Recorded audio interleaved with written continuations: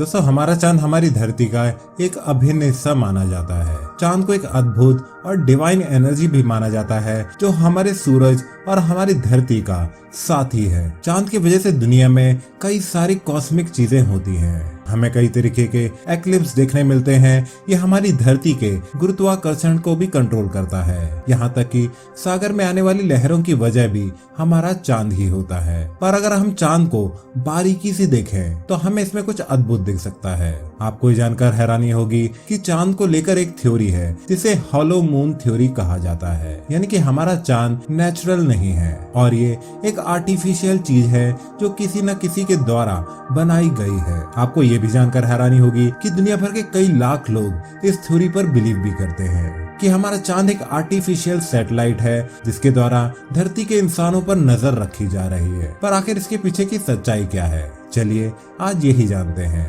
आप देख रहे हैं फैक्ट जीनी।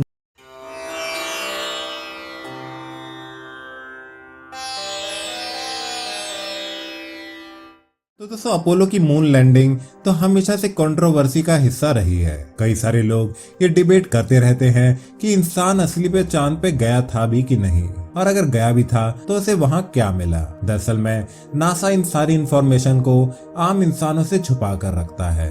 पर तब भी चांद से जुड़ी कई चीजें बड़े बड़े साइंटिस्ट और कॉन्स्पिरेसी थ्योरी फैलाने वालों को बहुत चक्का कर देती है। माना जाता है कि अपोलो मिशन के दौरान नासा के एस्ट्रोनॉट्स ने चांद पे आने वाले भूकंप, जिन्हें मून केक्स कहा जाता है, उन्हें नापने की कोशिश भी की थी। फ्रीक्वेंसी कुछ इस प्रकार की थी जैसे कि इंसानी बम के बनाए हुए धमाकों से होती है। पर उन्होंने जैसे जैसे चांद के कंपन को नापना चालू किया, उन्हें पता चला कि चांद एक घंटी की तरह बजता है। अगर चांद कहीं से भी थोड़ा भी हिलता है तो कई घंटों तक एक घंटे की तरह वाइब्रेट करता रहता है। अब एस्ट्रोनॉट्स को ये तो पता नहीं था कि दरअसल में मून बना किससे है। इसी वजह से नासा के ये एस्ट्रोनॉट्स आश्चर्यचकित हो गए थे। उन्हें ये तो यकीन हो गया था कि चांद का घनत्व धरती से बहुत ही कम है। यानी कि चांद के अंदर की मोटाई अर्थ की मोटाई से बहुत ही ज्यादा कम है। हमारा चांद हमारे सोलर सिस्टम का 5वां सबसे बड़ा चांद है। पर हमारे सोलर सिस्टम में भी कोई ऐसा चांद मौजूद नहीं है जो कि इसके ग्रह के समान इतना बड़ा हो। आपको ये जानकर हैरानी होगी कि चांद की चौड़ाई है करीब 3000 किलोमीटर, वहीं धरती की चौड़ाई है करीब 13000 किलोमीटर। यानी कि चांद धरती के कंपैरिजन में तब भी काफी बड़ा है। इतना बड़ा होने के बावजूद सिर्फ धरती के वजन का 2% हिस्सा है। साइंटिस्टों द्वारा ये माना जाता है कि चांद धरती से टूटकर ही बना था, यानी कि उसके अंदर का कंपोजिशन भी धरती जैसा ही होना चाहिए। पर जब चांद पर रिसर्चें की गई तो ऐसा नहीं पाया गया। चांद और धरती का कंपोजिशन बिल्कुल ही अलग है और जैसा कि हमने पहले कहा है, इसका घनत्व भी बहुत ही कम है। वो मशीनें जिनसे धरती पर आराम से छेद कर दिया जाता था, चांद पर उन मशीनों से आराम से छेद नहीं किया जा पा रहा था। इसका मतलब ये है कि चांद बना है कुछ और ही चीज से। चांद पे कई सारे बड़े बड़े गड्ढे मौजूद है जो कि ऐसा माना जाता है कि तरह तरह के एस्टेरॉइड के चांद पर टकराने से बने हैं। पर जब इन बड़े गड्ढों में छेद करने की कोशिश की गई तो एस्ट्रोनॉट ऐसा नहीं कर पाए।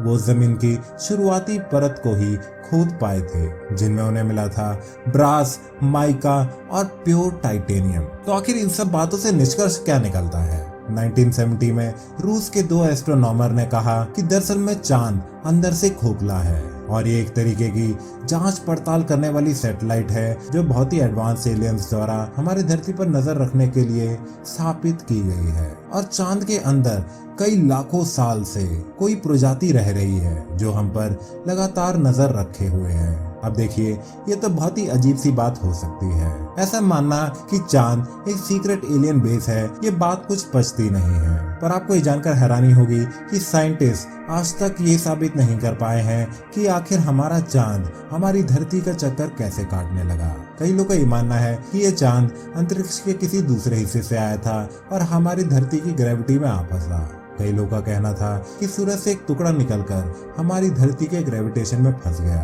और कई लोगों का यह भी मानना है कि चांद हमारी धरती से ही बना है। पर तब भी इस बात का अभी तक कोई प्रूफ नहीं है कि चांद हमारी धरती के आसपास आया कैसे। कई लोगों का ये मानना है कि दरअसल मून एक बहुत बड़ा स्पेसशिप है। आपको ये जानकर भी हैरानी होगी कि अगर धरती के आसपास ये चांद नहीं घूम रहा होता तो धरती पर लाइफ एग्जिस्ट ही नहीं कर पाती, या तो इस फॉर्म में नहीं कर पाती जिस फॉर्म में आज कर रही है। धरती के पास चांद होने की वजह से ही धरती का पर्यावरण बनना चालू हुआ है, और धरती और चांद का यही रेशियो मिलकर ही हमारी धरती को जीवनदायक बनाता है। हमारे चांद का साइज कुछ इस प्रकार का है कि हमारी धरती को हल्का सा झुका देता है।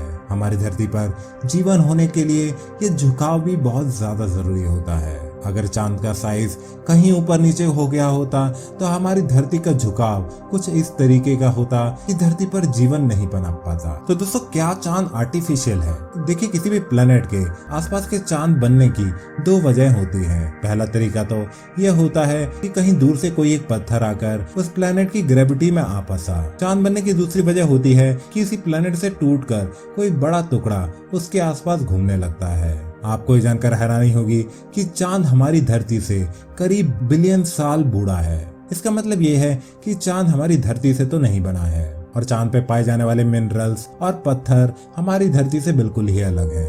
जैसे कि चांद पर टाइटेनियम बहुत ही भारी मात्रा में पाया जाता है, जबकि धरती पर ऐसा नहीं है। चांद हमारी धरती से नहीं बना है। इसका एक और प्रूफ ये है कि चांद से लाए गए सारे पत्थर मैग्नेटाइज्ड हैं, जबकि धरती पर ऐसा नहीं है। तो दोस्तों, हॉलो मून थ्योरी का कुछ प्रूफ भी है कि क्या ये सिर्फ बातें ही हैं। तो दोस्तों, ज़ुलू की कहानियों में ये बताया गया है कि दो भाई जिनकी स्किन मछलियों जैसी थी और उनके नाम थे वुवान और मपांगकू, वो चांद को धरती के पास लेकर आए थे एक बड़े फायर ड्रैगन से बचाकर, और उन्हीं ने धरती के आसपास इसे रखकर इसका चक्कर काटने के लिए छोड़ दिया गया था। कहा जाता है कि इससे पहले धरती पर सिर्फ पानी की भाप मौजूद थी, और चांद के धरती के पास आते ही ये पानी की भाप बारिश बनकर बरस पड़ी, और जिससे हमारी धरती पर जीवन पनपना चालू हो गया।